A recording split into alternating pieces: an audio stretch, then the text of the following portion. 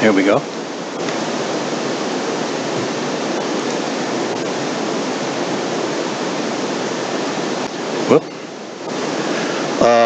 I'll talk a little bit about the status of China 6 for light-duty vehicles and a little bit about China 6 for heavy-duty vehicles. I'll discuss the compliance program. As our chairman has pointed out, that's a serious challenge everywhere, frankly. Anybody who's been following the Volkswagen scandal realizes that around the world this is getting a lot more attention than it had in the past, thank goodness.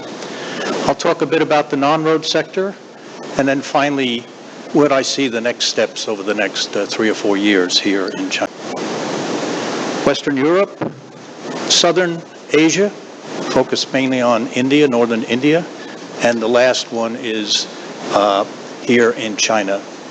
And as you can see, the serious problem that we have in the eastern part of China and in northern India are really quite staggering.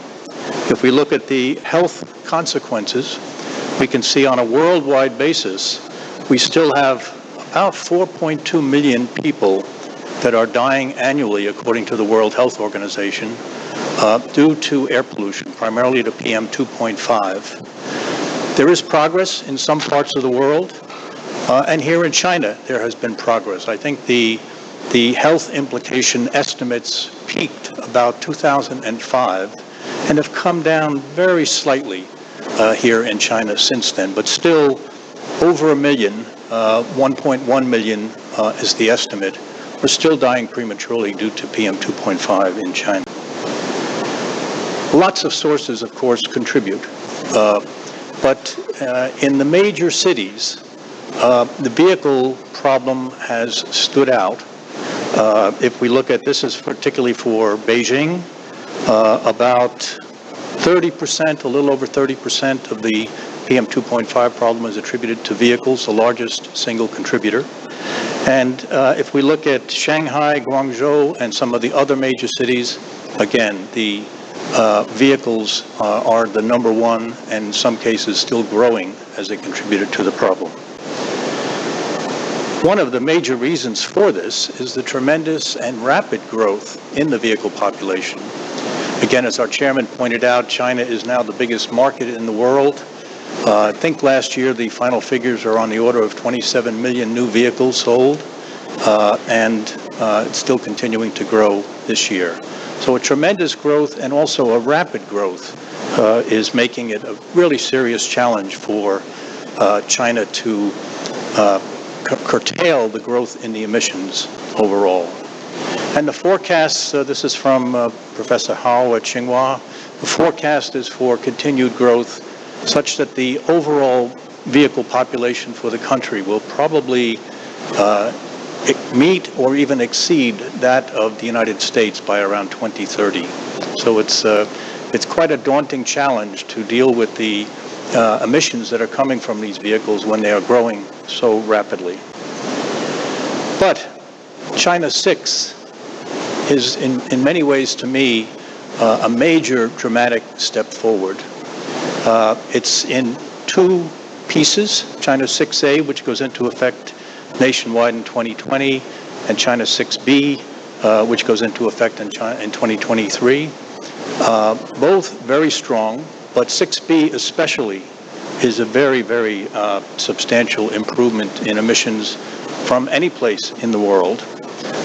The hydrocarbon limits will be about half of what China 6A is, which is roughly equivalent to Euro 6, although it's notable that for China 6, there's no differentiation between the standards for diesel cars and for gasoline cars. They have to meet the same requirements, and the same requirement would be the tighter of those in Europe. So they meet the gasoline vehicle NOx standards, for example. The non-methane hydrocarbon and NOx limits for China 6B are, again, almost half what they are in 6A, and the PM limits are a third lower. So a really dramatic tightening of standards. If we look at sort of a timeline here, I think it's a little hard to read this, but when you get to slides, you'll be able to see it. But as I said, they go into effect 6A nationwide in 2020, but they can go into effect in other areas quicker. Once they have now been adopted, Beijing or Shanghai or Guangzhou or Shenzhen could adopt them on a quicker schedule. And there's some indications that, at least for some of these major areas, that's likely to happen. If that does happen, the tighter particle number standard will not go into effect, though, until 2020. They will have a slightly more lenient particle number standard. The final 6B would go into effect, as I said, across the entire country in 2023. And at the same time, they will decide on the final real driving emissions requirements at that point in time, decide what the conformity factors should be. This, to me, is a dramatic slide in that it shows that China, which started developing its program about a decade later than Europe and almost 2 decades later than the United States, has now surpassed Europe in terms of by 2021, 2022, 2023, at least in terms of the standards, the requirements, China will be more stringent than Europe unless there's a further development in Europe. This is really very, very dramatic to think that 15 years ago we thought of China as truly as a developing country in terms of vehicles and vehicle emissions. And now they not only have the largest market in the world, but they have the almost equivalent to the U.S. in terms of the stringency of their standards. And this is for non-methane hydrocarbons and NMOG and NOx. This is the same slide for particulate. Again, by 2021 or so, down tighter than Europe. With regard to evaporative emissions as well, China has now included in China 6 onboard refueling vapor recovery, very stringent evaporative standards, almost down to zero, inclusion of OBD requirements that focus on evaporative emissions as well as tailpipe emissions, so the entire package, which is kind of a mixture of Euro 6 and the standards in the U.S. and in California for OBD and EVAP, it's really quite a comprehensive set of standards. China 6 for heavy-duty vehicles is in the late stage of development. We expect that it will be finalized, the regulation will be finalized by the end of this year. Frankly, I think the tough issue that they're wrestling with is how to assure that the SCR systems actually work in the real world. As I'm sure many of you know, the existing systems that have gone on are good systems, but they've been tampered with. Tampering devices are evidently very inexpensive and very widespread, and so the effectiveness of NOx control has been limited because of the widespread tampering. So they're trying to figure out how to design the regulation such that you really stop that tampering.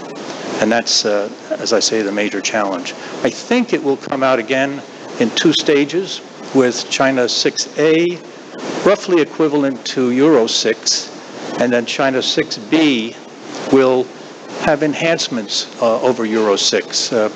One of the more interesting ones, I think, is that I think they're still trying to include remote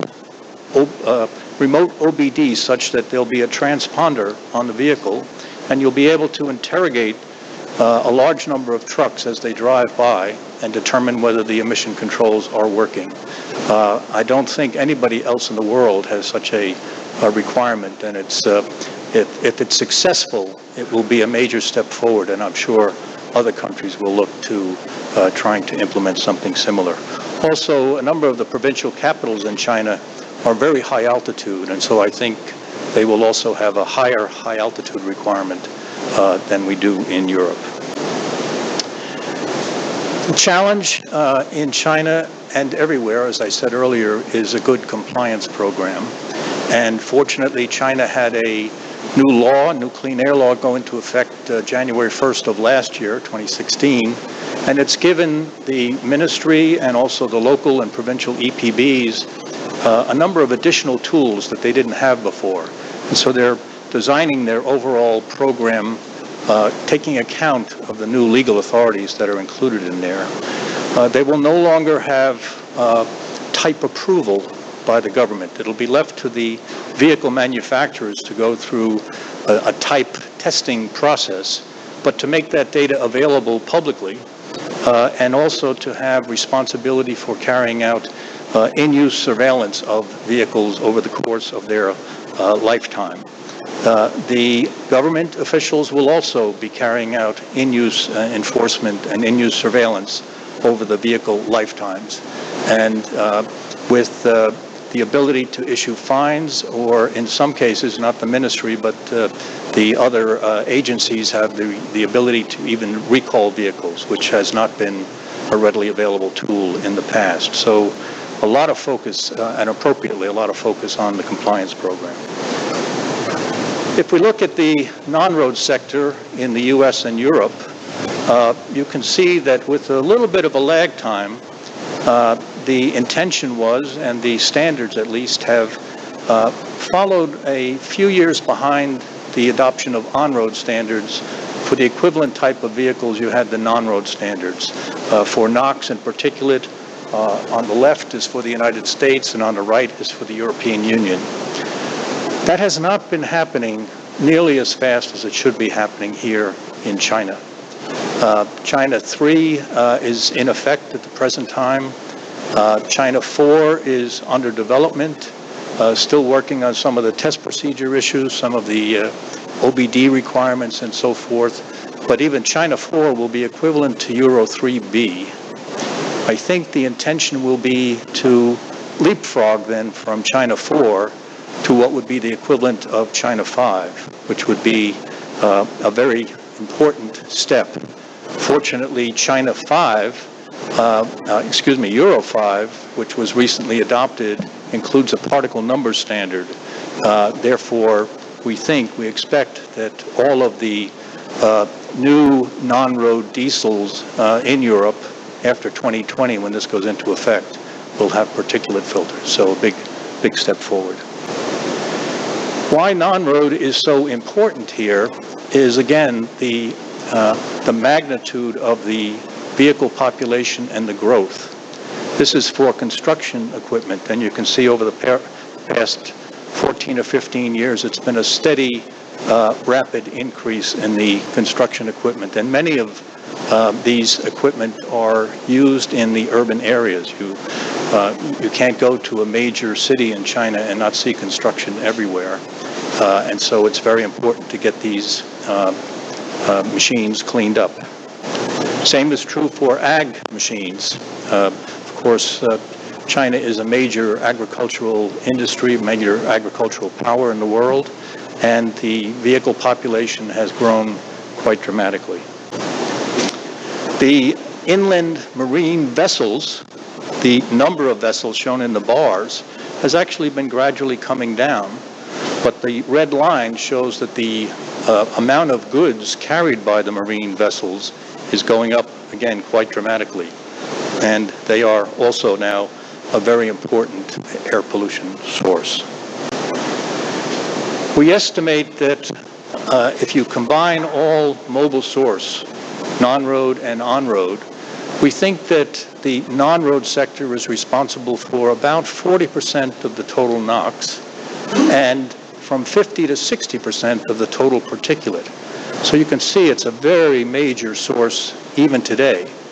And as we do a better job on the on-road vehicles with the adoption of China 6, we think the importance of the non-road sector will continue to increase quite dramatically. The current control is very weak, not only because of the weak standards, but there's very, very poor compliance, and there's really not much of a compliance effort.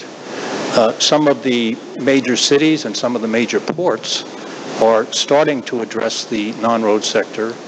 There's consideration, for example, and I think will go into effect probably in Beijing and Shanghai and maybe other cities, a low emission zone for non-road equipment. So requiring, say, in downtown Beijing or downtown Shanghai, construction projects would have to have equipment that is equipped with particle filters or other types of pollution controls.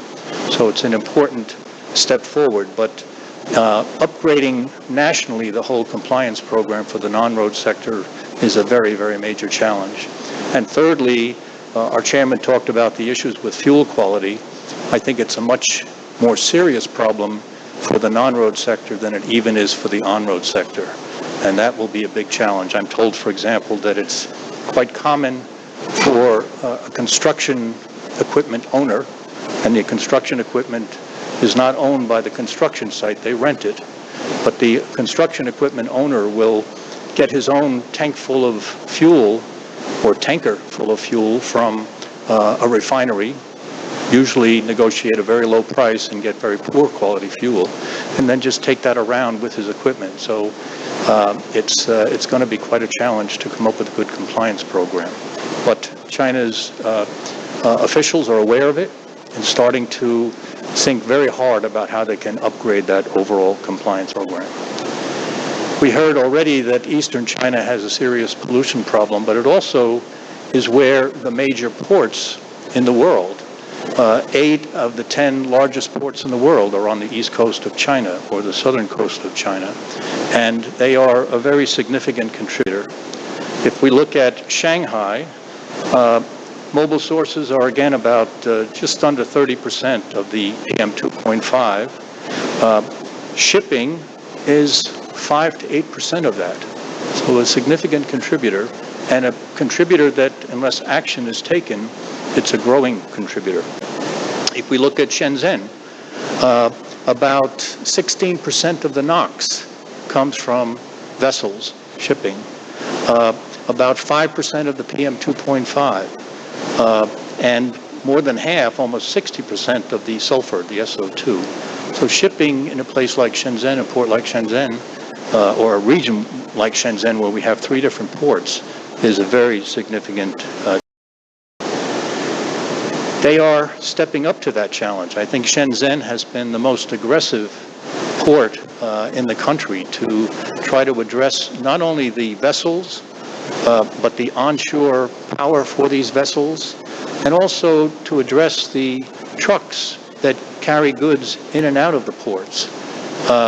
I think they are carrying out right now a diesel truck retrofit pilot program, something like 250, 260 pieces of equipment, some of it on-road, some of it off-road, trying to come up with a good diesel retrofit pilot that, if successful, I think they will try to require particle filters on most, if not all, of the trucks that go in and out of the ports to have kind of what they're calling a port pass, which would be a very important step forward. The Ministry of Transportation is also addressing the port sector, trying to come up with a comprehensive clean air strategy, including putting in place what are called emission control areas in 3 of the major port regions in the country, which would, for example, require the sulfur content of the fuel on the vessels coming into those ports to be dramatically reduced from the international requirements. So looking forward, the new clean air law, which I mentioned has gone into effect last year, is being implemented. It's leading to the development and implementation of a very comprehensive compliance program, which is a critically important step going forward. The phasing in of the new vehicle standards for both light and heavy-duty vehicles, I think, will proceed. Establishing a compliance program that clearly delineates the national strategy, the provincial strategy, and the local strategy will be evolving over the course of the next couple of years. We'll see the introduction of these low-emission zones for not only on-road vehicles, but for some of the off-road, and the supervision of fuel quality. It appears, best we can tell, that the major refineries, the Sinopec and PetroChina, are complying with the low sulfur requirements, but there's a lot of small local refineries, and it's going to be a big challenge to get them to reach the requirements that are on the books. And with that, I will end. Thank you very much. agree upon.